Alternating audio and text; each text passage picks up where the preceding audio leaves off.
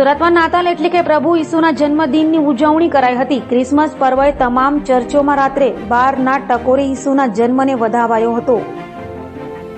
નાતાલ એટલે પ્રભુ ઈસુનો જન્મ।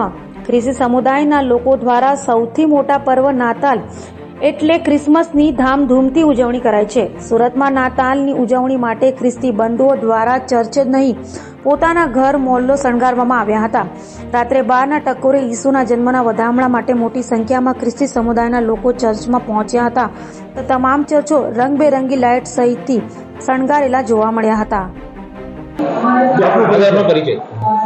મારું નામ રેવરન ઉદય છે અને હું અહીંયા સીએનઆઈ ક્રાઇસ્ટ ચર્ચમાં પ્રિસ્ટ તરીકે સેવા આપું છું। કેટલા વર્ષ જૂનું ચર્ચ છે? આજે નાતાલ જે પ્રકારે ઉજવણી કરવામાં આવી?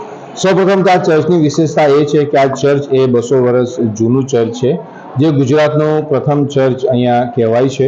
સાથે સાથે આ ચર્ચમાં જે બેન્ચીસ છે, જે બારીબાણા છે, એ પણ 200 વર્ષ જૂના છે।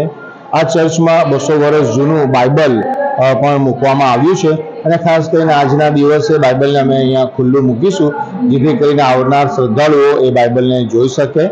સાથે સાથે આ ચર્ચની બીજી વિશેષતા એ છે કે આ ચર્ચનો જે ચર્ચ બેલ કહીએ છીએ તે પણ 200 વર્ષ જૂનો ચર્ચ બેલ છે અને ચર્ચમાં જે સ્ટેન ગ્લાસ પેઇન્ટિંગ છે કે જેમાં પ્રભુ ખ્રિસ્તના જન્મનું નિરૂપણ કરવામાં આવ્યું છે તે પણ 200 વર્ષ જૂનું છે। આજે કઈ પ્રકારે ઉજવણી કરવામાં આવી? આજે વિશેષ અમારા માટે આનંદ અને ઉલ્લાસનો દિવસ છે અને ઉજવણીમાં સમસ્ત ખ્રિસ્તી સમાજના લોકો અને પ્રભુ શ્રી ખ્રિસ્તના અનુયાયીઓ ભેગા મળીને અમે પ્રાર્થના કરીએ છીએ।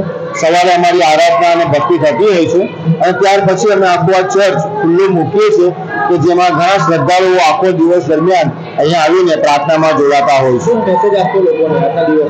આજના આ પ્રભુ શ્રી કૃષ્ણના જન્મના દિવસનો અમે સંદેશો આપીએ છીએ, મેસેજ એ આપીએ છીએ કે પ્રભુ શ્રી ખ્રિસ્તે પૃથ્વી પર જન્મ લીધો જેથી કરીને સમસ્ત માનવ જાતને પાપમાંથી છુટકારો મળે। એ ઉપરાંત પ્રભુ શ્રી ખ્રિસ્તનું જે શિક્ષણ આપવામાં આવ્યું છે, માફીનું શિક્ષણ, કરુણાનું શિક્ષણ, પ્રેમનું શિક્ષણ, ભાઈચારાનું શિક્ષણ, એ અમે સમાજને આપીએ છીએ કે પ્રભુ શ્રી કૃષ્ણના બતાવેલા રસ્તા પર ચાલીને ભાઈચારો, પ્રેમ, માફી અને કરુણામાં આગળ વધતા જઈએ।